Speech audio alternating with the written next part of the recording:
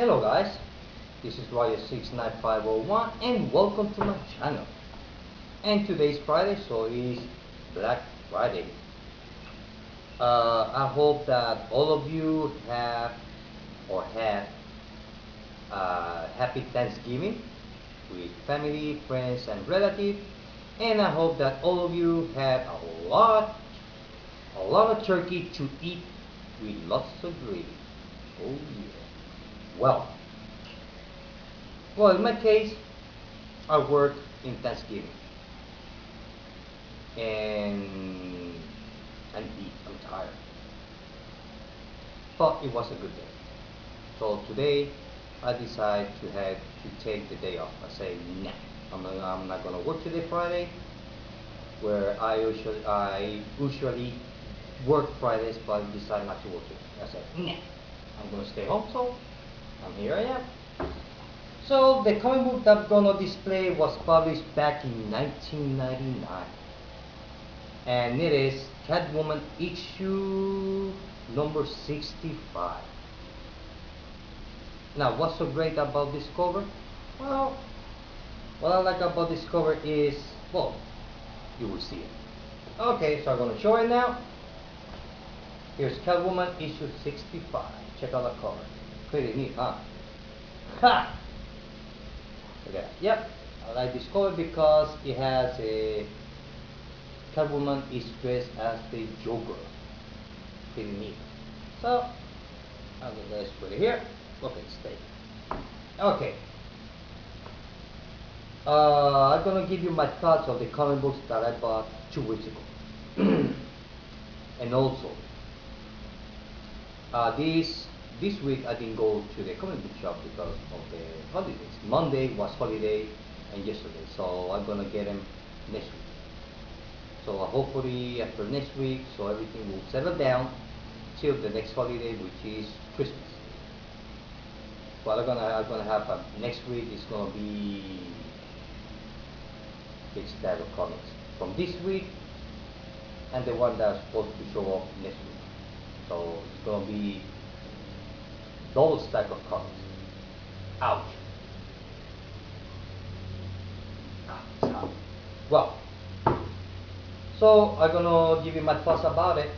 The comic books that I have, basically they are issue 13, and some of them so are issue 14. So I'm going to start with that some of you don't like at all is Batman the Dark Knight issue 13. But what I'm going to do is that I'm going to give you my thoughts from the beginning. I mean, this is going to be a short video, hopefully, knock on wood. So I'm going to start since the beginning from the story arc. Here's issue number 10, which I like that cover. Here's issue number 11, also great cover. Here's issue number 12, which is this is nice. I really like this cover here. And the last one, of course, issue 13. So I'm gonna give you my thoughts about so far about the whole arc till issue 13. I'm not gonna give you my thoughts on an individual comic book because, well, I mean, there are plenty of videos out there, and also it's gonna take too long. So I'm gonna start with issue number 10, and then from there I will start from issue number 10 and give you my thoughts about the whole storyline. So issue number 10 is the beginning of the Scarecrow. As we see that he starts, just as we see on the cover, that he's sewing himself. He's sewing his lips or his mouth. It's kind of freaky. So The thing is about, well, I'm gonna put it here, display, so that way this size of the screen doesn't look so, I don't know, and at least it will look pretty nice.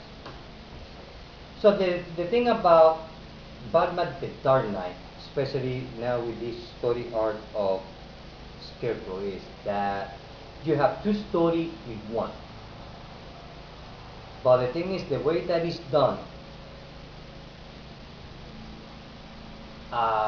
I like it the way that they blend together the two stories, because you have two separate stories in one story.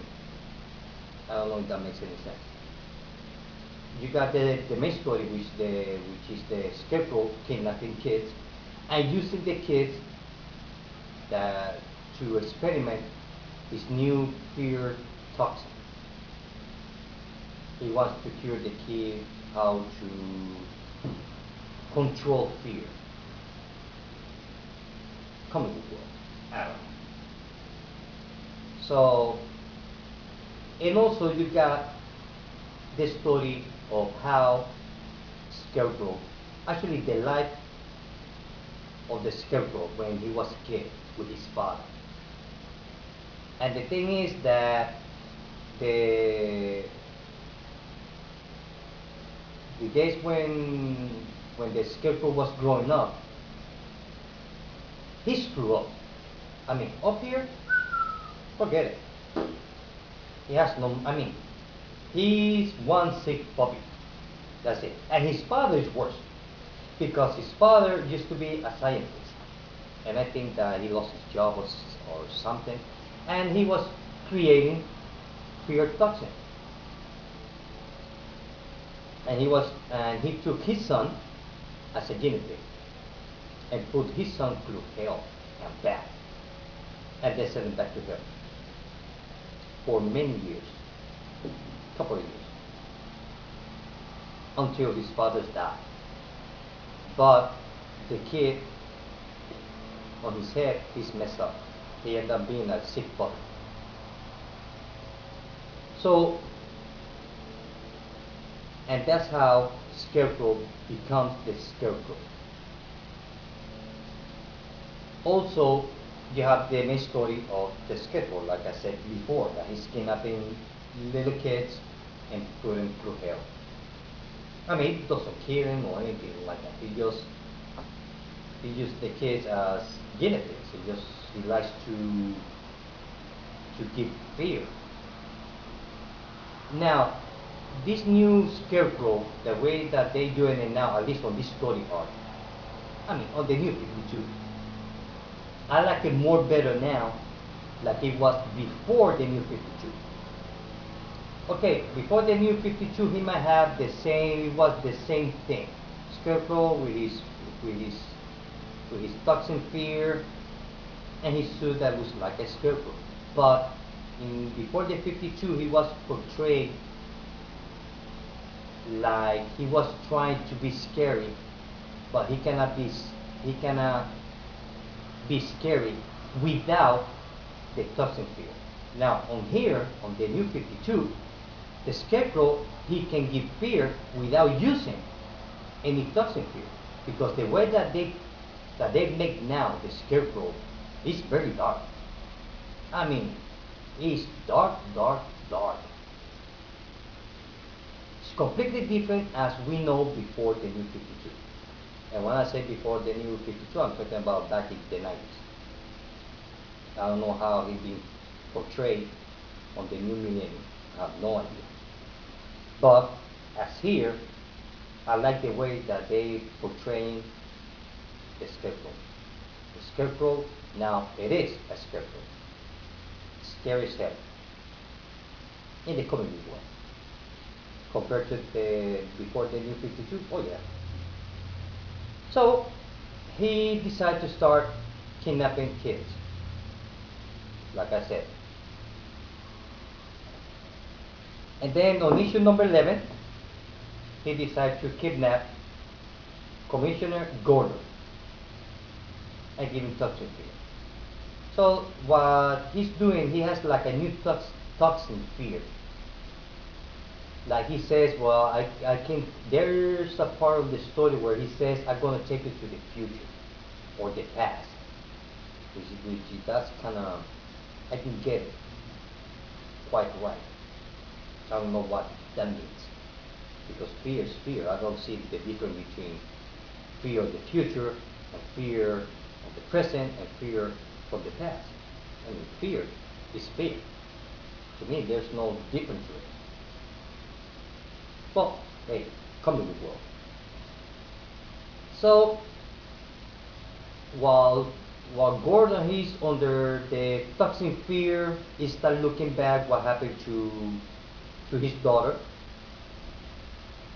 that when she got shot by the Joker, and he also see his son, which James Gordon's son is another. Well, he's not a sick fucker. He's a psychopath. That's it. And I know that there's gonna be a big storyline with with James Gordon's son, James Gordon Jr. Actually, that's his name. There's gonna be a big storyline because he's a psychopath and he escaped from Arkham Asylum. Asylum. So there's gonna be a big storyline cooking up somewhere, which eventually might end up after death of a family. And maybe it's gonna be, I don't know, it might be a crossover, I don't know. But I'm looking forward to it. What they're gonna do with James Gordon Jr. James Gordon. So that's issue 11. So he starts seeing his daughter Barbara Gordon when he after she got shot by the Joker, and he see his son, and then they're saying, "Oh, why you didn't help me?" And then he's kind of like apologizing, not being there for them for whatever reason. So finally, Batman he starts chasing Scarecrow, which eventually goes finds on his hideout. They start fighting and all that.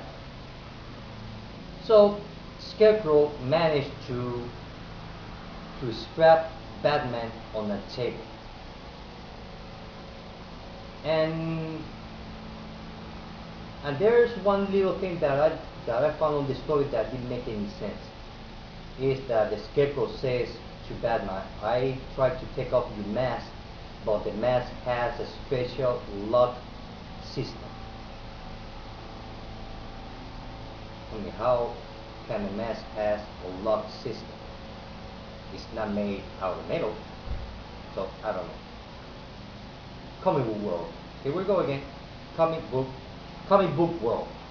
So he's strapped on the table and he says, "Well, I just created a new toxin that is so strong that even Scarecrow doesn't have an antidote against that new toxin, fear toxin, being so strong." So they start talking back and forth, and you start seeing backstory of the Scarecrow. Now, the thing about the backstory or the origin of the Scarecrow and the main story is the way that it's done is that you don't lose track of the story at all. Sometimes, well, there are gonna be times, at least happened to me, that you cannot tell when you're reading the main story or the backstory because they've blended together so good, so well done. I mean, I'm impressed. I like it the way that they blend together the two different stories in one.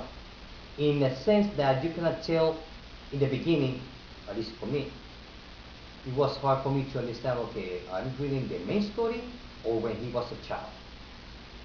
That's how good they make the story. Two different stories in one. It was done so good. And that's what I like. And the backstory of the Scarecrow, the way when he was growing up and what he went through is really good. Sad, but it was good. And the art is great. I really like it. And this is the from the new creator creator's take. which is Greg Horowitz and David Finch. Now I have to say, David Finch art is good. I like it. I really like it. It's a bit different, but I like it. So here on issue number 12, Scarecrow starts talking to Batman, kind of like his life story, what happened to his parents. So I don't know if the Scarecrow is telling him that because he knows, or he just telling a story that he might think it is, the way that Batman was growing up, and Batman minds, he sees himself on that story. So that's the little thing which I did not understand real good, and that's on issue 12. And look at this art here. Look at that. Awesome, huh? So finally, on this issue, they start talking about Batman growing up and also Scarecrow when he was at school. And he also stuttered. When he get nervous, he get to stutter. And he was real shy kid. Until one day he just lost it. And yes, like I said before, Scarecrow stuttered. Hey, I stuttered too, so that's okay. So, and then he started looking on his mind, and then you see there's another part of this issue where you see like two different stories, not the one that's before on issue 12. You see Batman fighting all the bad guys, and you see the other side of the story of the Scarecrow. So I don't know if this part of the story of the Batman is because the Scarecrow knows about it, or that just Batman remember all that fight on his mind as an effect of the toxic fear. So that was just kind of like got me lost there for a second or two.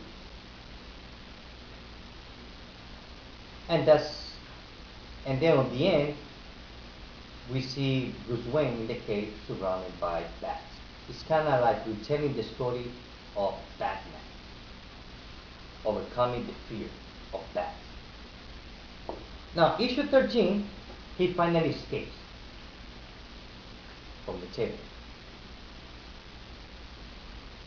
And he starts fighting, well, as we know, he starts fighting Scarecrow. Scarecrow cut his chest open. And this is the issue where he's going to use that strong fear toxin, as you can see here. Now the art, it reminds me, at least the colorist reminds me of this comic book back from the 90s. I mean the style. Curse Spawn. Kind of dark art, really a lot of dark colors. Hey, it's great. I love it. But it reminds me, the art style reminds me of Curse of Spawn. That maybe David Finch, yeah, maybe David Finch is the one. He was the artist of Curse of Spawn. I have to go and check it out. So here is telling you the whole story about Batman and Scarecrow, but it's more concentrated. Like I said, you cannot tell when you're reading the real story and the backstory because they're blended together so good. I mean, there's no point on any page that you see a caption that will say 20 years ago. Not at all. And you don't get bored with the story. That maybe some part you might get confused, yes. or get lost there for a second or two? Yes. So here on the backstory, you get to see how Scarecrow fathers died. And you can tell why Scarecrow is the way it is. And the issue finished when Batman finally escaped from the table. A comic book world. So issue 14 is gonna be a big fight. I don't know if it's gonna be this week or next week. I don't know. So overall, the overall, I have to say that the story is a lot better than when on the beginning of the New 52. I think it was Tony Daniel. I think he was the writer, not this one. Well, it's not. Please correct me. And overall, I have to say that the story is good. It's not slow. You don't get bored. But if you want to read it, maybe this arc will be over by maybe by this 1, 2, 3, 4, maybe by 6 issue maybe or 7. Basically, each story arc will end by 6 or 7, so that way they can make a trade. So if you're not reading Dark Knight, read this arc. You're gonna like it. If you want to really see the Scarecrow really dark and crazy out of his mind, this is it. You're gonna like it. Because I love it. I love it. And I have to tell you that it reads a lot better when you have all the comic books than having one individually one. Because there are times that I can read a comic book this month, and then when the next issue comes out a month after that, I still remember. And there are times I don't. But this story is going to read a lot better on a trade. Or if you can go to the comic book shop and buy the four issues so far, or 5 issues, because I don't know how long this arc is gonna take. But I have to say that it's good. It's really good. It's really good. I like these new creative things. I really like it. I like the art, and the storytelling is really good. So overall, so far to issue from issue number 10 to issue 13, I would give it 4.5. I don't give it 5 because I haven't. Well, it's not over yet. But if you're not reading it, if you want something, if you want to see the backstory or the origin of the Scarecrow, get it. You're gonna like it. You're gonna like it. Well, guys, this is it. My next video, I'm gonna be talking about the Road World crossover. So, like I said, this is it, guys. I hope that you like the video. Till next time. Bye.